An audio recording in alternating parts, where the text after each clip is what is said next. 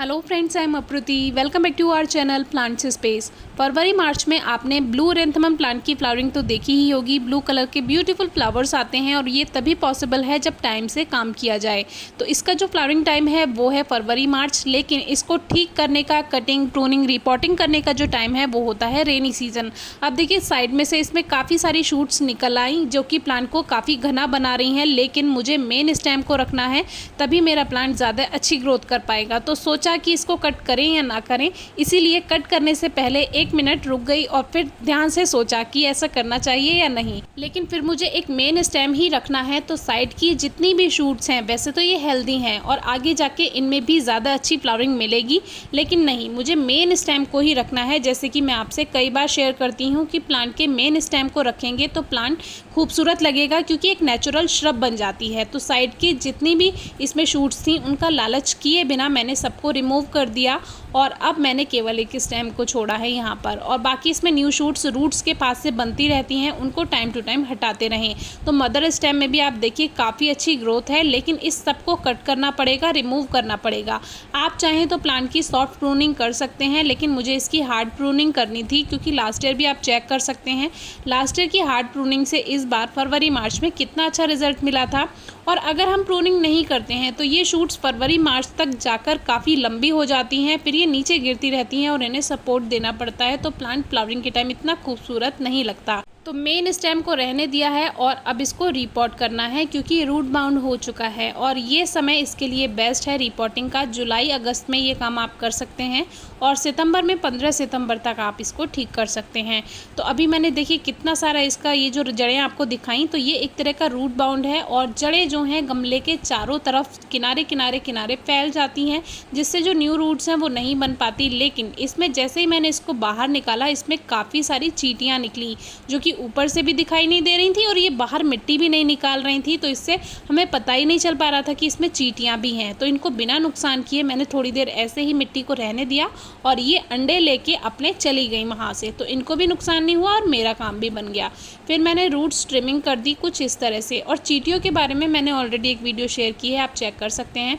तो देखिए ये पोर्शन एकदम खाली होता है, मेन इसकी जो रूट्स ग्रोथ करती हैं वो किनारे किनारे में करती हैं। और देखिए जो हमने ड्रेनेज होल पर पत्थर रखा था वो भी इसमें फंस गया है। तो इससे रिपोर्टिंग का ये फ़ायदा है कि जो ड्रेनेज है पॉट का वो ठीक हो जाता है साल में एक बार, और रूट्स की ट्रिमिंग होने से न्यू रूट्स अच्छी बन पाती हैं, प्लांट्स न्यू ग्रोथ अच्छी कर पाता है, और खाद मिली हुई नई मिट्टी मिल जाएगी तो और अच्छी ग्रोथ होगी। और कटिंग और प्रूनिंग से ये फ़ायदा है कि न्यू शूट्स आएंगी, उनकी आप टाइम टू टाइम पिंचिंग करते रहें तो और भी डबल शूट्स बनती हैं। और देखिए जो जड़ें हमें दिखाई दे रही हैं ऊपर की तरफ, जो मिट्टी में ऊपर की तरफ बन गई हैं, इनको भी आप रिमूव कर सकते हैं। तो ये एक मेन रूट बॉल सेफ है, इसको अब हम मिट्टी में दोबारा से लगाएंगे खाद मिला करके। अब पॉट वही हमने लिया है जो हमारे पास था और इसी का ड्रेनेज होल चेक करके वही पत्थर वापस से रख देंगे और पॉटिंग मिक्स बनाकर इसको दोबारा लगा देंगे। तो पॉटिंग मिक्स के लिए मैंने डायरेक्ट सॉइल को डाला है, जो सॉइल इसमें से निकली है उसमें से चींटी भाग गई हैं, फैला दी थी मिट्टी को। तो इस तरह से ये मिट्टी मैंने नीचे सतह पर डाला है और बीच में एक लेयर इसमें हम काऊ डंग की यानी गोबर की खाद बना देंगे। आप वर्मी कंपोस्ट ले सकते हैं, गोबर की खाद ले सकते हैं। मेन फर्टिलाइज़र के तौर पर आपको इन दोनों खाद में से कोई एक खाद ज़रूर रखना चाहिए, क्योंकि यही प्लांट में अच्छी ग्रोथ का कारण बनती है। तो बीच बीच में एक लेयर मिट्टी की, एक लेयर खाद की, इस तरह से बना दिया है। और अब हम अपने प्लांट को रखेंगे, लेवल चेक कर लेंगे, ज़्यादा मिट्टी के अंदर ना हो प्लांट और ज़्यादा मिट्टी के ऊपर ना हो, और बची हुई मिट्टी में थोड़ा खाद और मिलाकर इसको ऊपर से भर देंगे।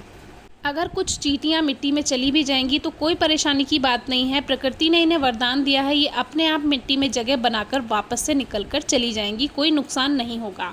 तो अब ऊपर से एक लेयर फिर से खाद की बना देते हैं, ये हेल्प करेगी इसकी न्यू रूट्स को आने में।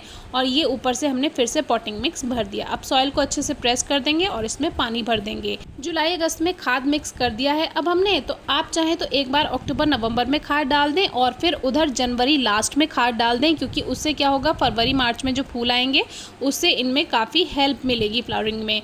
तो इस तरह से ये प्लांट हमारा रिपोर्ट भी हो गया, हमने प्लांट की प्रूनिंग भी कर दी, हार्ड प्रूनिंग करी है जिससे न्यू शूट्स आएंगे, और न्यू शूट्स को भी आप पिंचिंग कर सकते हैं सितंबर तक, फिर इसमें अच्छी ग्रोथ हो जाएगी, फिर अच्छी फ्लावरिंग होगी। तो इस तरह से हमारा प्लांट तैयार है। 12 इंच के गमले में इसको लगाया हुआ है, काफ़ी पुराना प्लांट है, एक बहुत छोटी 4 इंच की कटिंग से हमने ग्रो किया था। कटिंग से ग्रो कर सकते हैं, सीड से ग्रो कर सकते हैं, कम से कम 4 घंटे की सीधी धूप ज़रूर मिलनी चाहिए। बाकी ये प्लांट लेमन पैंसी बटरफ्लाई का होस्ट प्लांट भी है, तो जिसके बारे में हमने वीडियो शेयर की हुई है। इस पे हमने तितलियाँ सेव की थी और डिस्क्रिप्शन बॉक्स में रिलेटेड वीडियो ज़रूर चेक कीजिएगा। केयर टिप्स वगैरह पर, फ्लावरिंग वगैरह पर आपको काफ़ी हेल्प मिलेगी। Thank you.